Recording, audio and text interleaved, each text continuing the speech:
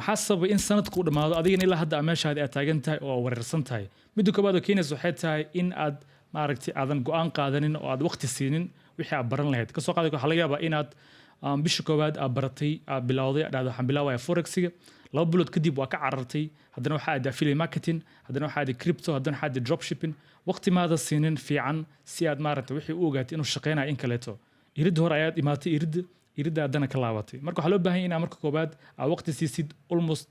ku yaraan adi 6 month 7 month 1 year daad siin karta aad siisa dhadid aniga this 1 year I'm gonna lock in keliya waxaa baranayaa sida u shaqeeyo forexiga ama sida u shaqeeyo affiliate marketingka ama sida u shaqeeyo